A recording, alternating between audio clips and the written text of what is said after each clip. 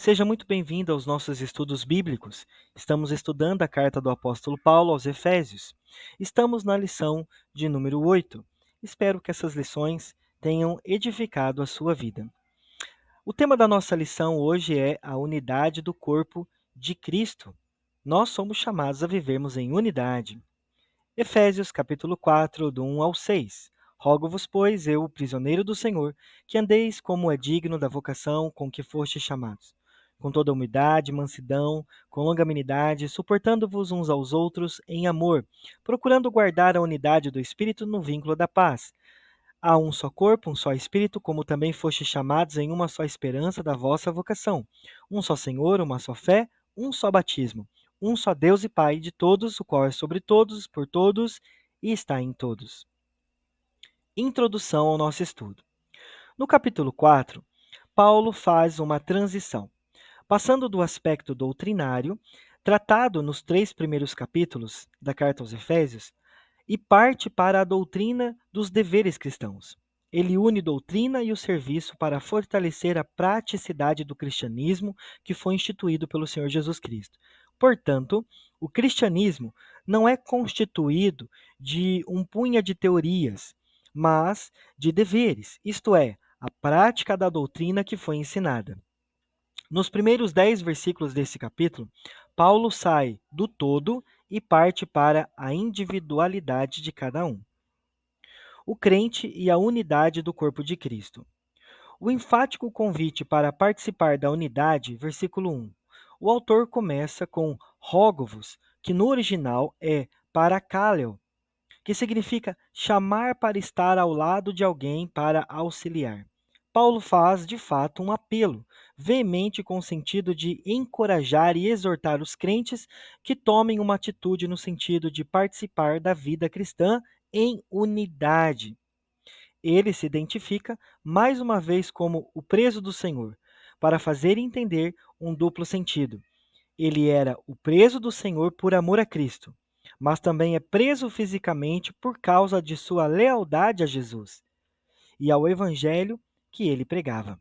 Mesmo estando distante fisicamente, o apóstolo Paulo sentia-se que estava unido aos irmãos de todas as igrejas. A vocação cristã.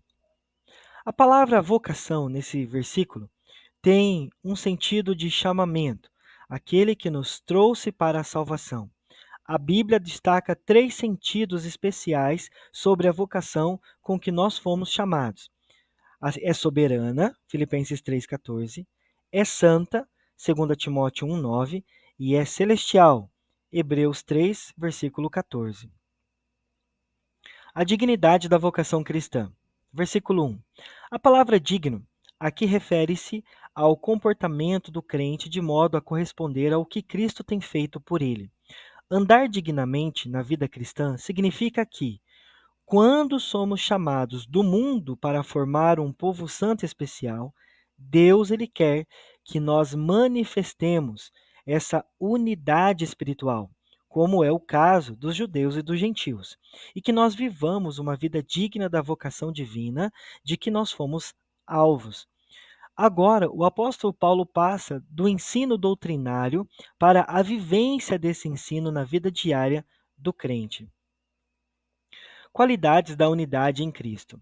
Nesse ponto, encontramos as qualidades espirituais que caracterizam o crente que anda de modo digno da vocação. Versículo 1 e 2. São 4 qualidades da unidade em Cristo que devem ser cultivadas pelos cristãos. Elas evitam que o poder da carne tome espaço na vida do crente. Elas sustentam a unidade espiritual do crente em Cristo, tais como humildade, mansidão, longanimidade e tolerância mútua, suportando-vos uns aos outros. Humildade. É impossível que o nosso andar seja digno dessa vocação sem humildade. Essa qualidade tem a ver com a adequada e justa maneira de nos ver diante de Deus. Ninguém será digno dessa chamada com presunção e orgulho. É preciso reconhecer-se dependente de Deus. Na língua original do Novo Testamento, a palavra humildade significa modéstia. É uma qualidade que repudia o orgulho e o egoísmo. A igreja sempre tem unidade quando os seus membros agem com humildade. Salmo 138:6, Provérbios 11:2, Mateus 11:29 e Tiago 4, versículo 6. Mansidão, versículo 2. Esse termo significa literalmente gentileza, cortesia, consideração. É uma qualidade importantíssima para a preservação da unidade no corpo de Cristo, pois o inverso da mansidão é exasperação. A mansidão não discute, nem resiste, nem teima contra a vontade de Deus. A mansidão não deve ser confundida com a atitude covarde, nem com a falta de energia para tomar decisões. A mansidão é uma virtude cristã que pode ser produzida pelo Espírito Santo em nosso caráter para agirmos com brandura nas horas do conflito. 2 Samuel 16:11, Gálatas 6:1, 2 Timóteo 2:25 e Tito 3, versículo 2. Longanimidade, versículo 2. Essa palavra tem sua raiz no latim longanimitate, que se traduz por duas outras palavras, longo e ânimo. No grego bíblico, o termo é macrotumia, que quer dizer tolerância, paciência, constância.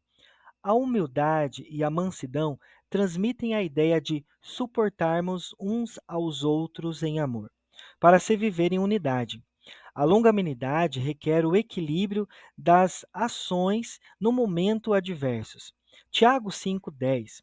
Num mundo de tantos ódios, rancores, exasperações, a longanimidade se constitui numa qualidade vital para a sobrevivência, especialmente para a unidade do corpo de Cristo. O longânimo não se precipita em vingar o mal e nem revidá-la. Mateus 5:3, 5:7, 1 Coríntios 13:4, Gálatas 5:22 e Colossenses 3, verso 12. Paciência, versículo 2. O ato de suportar as fraquezas dos outros exige do crente uma disposição altruísta, isto é, requer dele uma atitude que deseja para os outros aquilo que quer para si mesmo. É a capacidade de tolerar os mais fracos.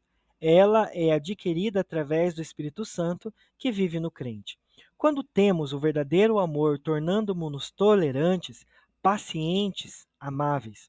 Paulo escreveu aos Coríntios que o amor é paciente. 1 Coríntios 13, verso 4.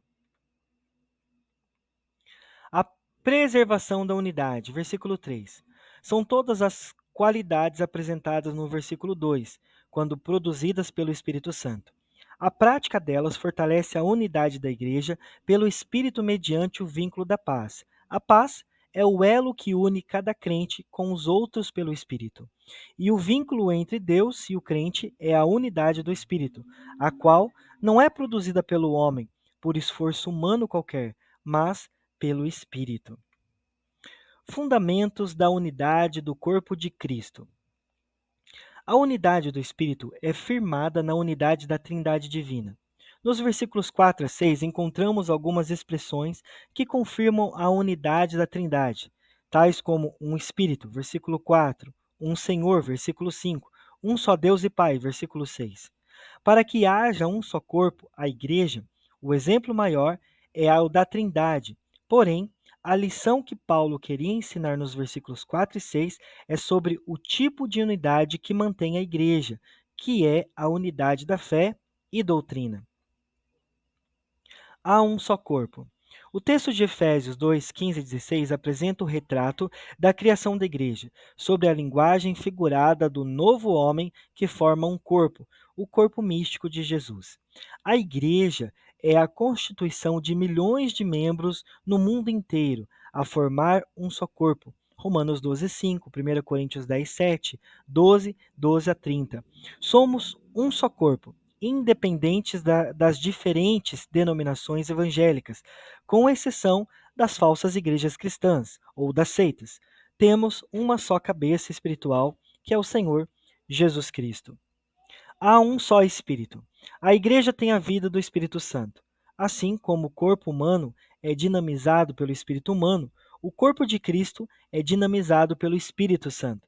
É ele a terceira pessoa da Trindade que dá vida ao corpo de Cristo. Só faz parte desse corpo os regenerados pelo Espírito Santo. Há uma só esperança, a esperança da vocação.